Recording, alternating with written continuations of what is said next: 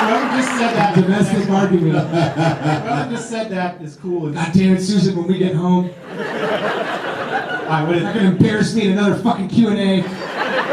This is eight fucking Q&A you've done this.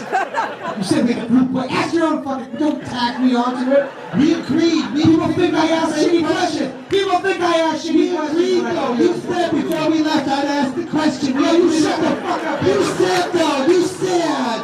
Get a fucking divorce. I'm not gonna blow you. Kick her ass, kick her ass, kick her ass. Sir. Alright, Jonah, so a while back you were on Jimmy Fallon and you said you're gonna fuck up Matthew Morrison. Yeah. Still waiting for that to happen. When is this gonna go down? I've seen him since then a few times, and we've squashed it out. But I could tell he was scared. He came up first. He came up first and tried to squash it, and I just let it happen. But I kept a stone face. I just said, "Okay." All right. Sorry I picked you, sir. Okay. I wish I had a funnier answer. Let's go to the left. She had a different question. All right. You already Oh, look asked who's the opening her big fucking mouth again over at the end of the fucking... Here we go. Here we go, old fucking loose mouth Susan over there. It's my turn, Oh, goddammit. really? You want to choose a person? You're always doing this to me. Why don't we just call it a U&A instead of a Q&A? You selfish bitch.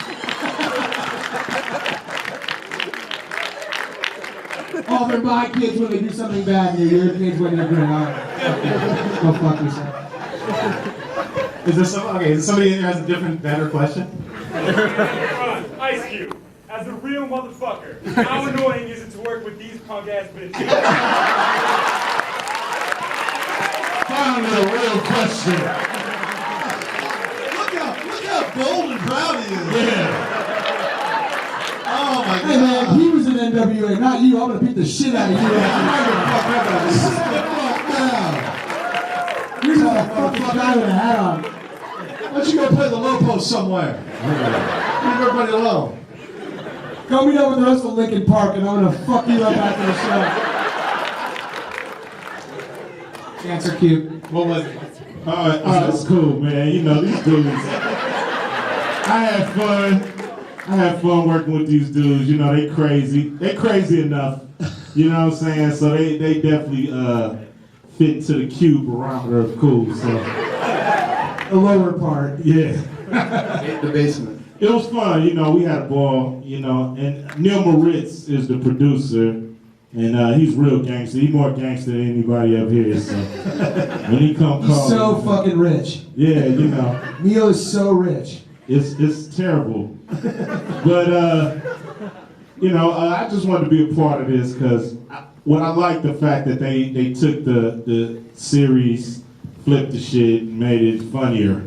You know what I mean? The series was cool, you know, but the movie is the shit, you know what I mean? So that's why I wanted to be a part of it.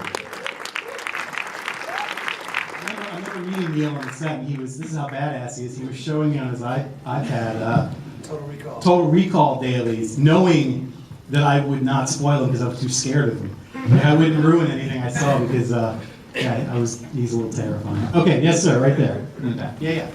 For all of you, how is it working with two directors? I know Jonah had worked with two directors on Cyrus, but I didn't know if any of you guys had any experience with working with two people on heading a movie. It was cool, you know, one dude say something I don't like, I just go to the other direction and be like, what you talking about, man? We need to do it this way. No, they're both very different, and you just go, yeah, pretty much just what you said. It's true, because they could always get away with it, because one guy would say something you didn't like, and the other would go, I know, that's a fucking dumb idea. Be stupid. The directors really feel this way. Well, the only other film that these guys have made featured was Cloudy with a Chance of Meatballs. Which was not a porno, I found out, after I hired them. Too late. We all found out the hard way on that. We all found out the hard way on. So what made you kind of think these guys were the right guys to turn this around into a R-rated comedy, action comedy? These two animation directors. You know, it was one of the most fun experiences of my life. Usually as an actor, you audition for people. You sit in a waiting room, and you are a bunch of other actors there, and you go and you pitch, you try and get the job. And for me, it was the best because I got to hire the directors. So I had them all in a little waiting room, and I had them sit out there memorizing their lines, and I called them in one by one. You're like, hi, Mr. Hill, I'd like to direct 21 Jump Street. And Phil and Chris had the sickest presentation of this movie where there was no other option of who could direct the movie besides these two guys. Exactly what you saw was what they said they were going to do with the movie, and that's why they got the gig, you know? They did an awesome job. They did a great job, yeah. They're really nice guys, too. Yeah, right here. So Channing, did you know Jonah before the movie? Like, were you guys close, or did you just kind of work on this together? Yeah, we were really close. We waved at each other once across a restaurant. You know your best friend? Yeah, no, it was like we were there, really right at each other. No, I mean, not at all. He called me up when I was working on a movie in Toronto, and then I was like, why the fuck are you calling me up? Like, you know, is it a comedy? And then he again promised me that he was going to make it funny, so I eventually just signed on. How crazy is it to watch him do that in this movie? That's what I think. Like, he's awesome in this movie.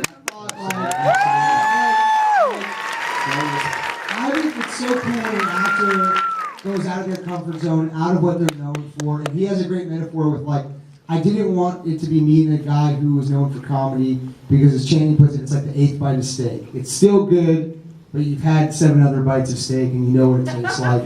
And I wanted me and like a guy who was known more for action and it to be unexpected and interesting. And I thought it makes it that much more fun to watch him be totally different than you've ever seen him in a movie. It's fucking awesome. It's funny as hell. Aww, that's nice. Just licked my ear. Woo!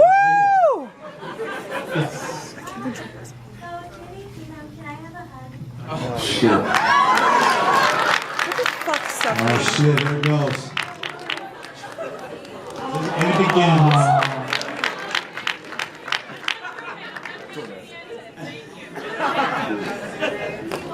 Last hug request. In the white t-shirt there, yeah. Okay, this is for Mr. Ice Cube. You went from NWA and Westside Connect to doing movies such as Friday, All About the Benjamins. What was the hardest transition from going from one of the best gangster rappers to an actor, to a great actor? Convincing everybody to stop tripping and let me do it. You know what I mean? It's like everybody's like they want me to be a murderer and shit. You know what I mean? And you know, it ain't like that. I love acting. I love movies. I love all kind of movies. So I wanted to be in all kind of movies. So, you know, I'm not an image. You know what I mean? I'm just me. I do what I do, and you know, everybody got to get on board. If not, I'm cool with that too. It's really just all about having fun and doing what you feel, and if you can make the part better, jump in and do it.